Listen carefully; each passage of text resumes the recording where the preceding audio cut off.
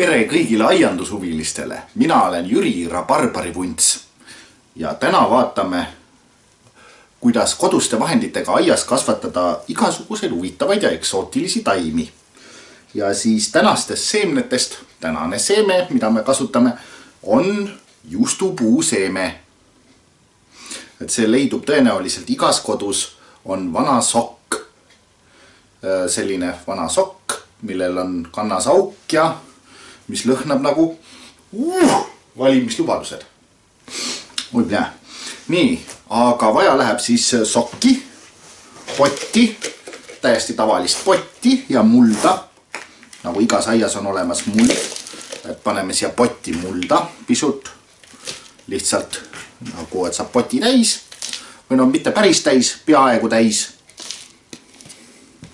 Siis paneme selle vana soki siia sisse idanema ja lisame natukene veel mulda.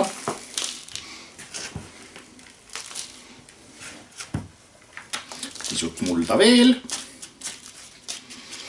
Nii, enam-vähem niimoodi, et sokk on kaetud nüüd. Ei ole muud, kui lihtsalt kastame ära ja siis ootame.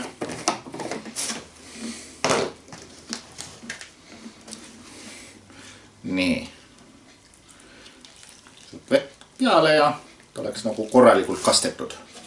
Selline. Las ta imbub läbi ka. Ta rohkem vett, seda paremini idaneb. Ja siis mõne aja pärast tuleme asja juurde tagasi ja vaatame, kuidas meie juustupuu areneb. Et kas on midagi idanenud või midagi siin kasvama läinud. Ja nagu näha, on meie puu edukalt idanenud ja kasvatab juba esimesi õisi, nii et varsti peaks olema mingi saagi lootus. Kohe vaatame, kas saaki ka saab. Ja siis hiljem saab puu istutada, kui see poti jaoks liiga suureks kasvab, lihtsalt istutada aeda. Ja esimesed viljad ongi peal. Peab degusteerima hakkama. Täitsa kannab juba.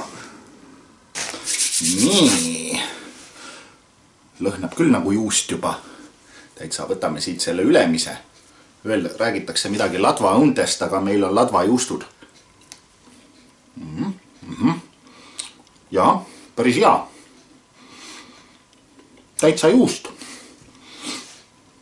Istutame puu aeda ja siis saab sealt otsast juustuviile korjata.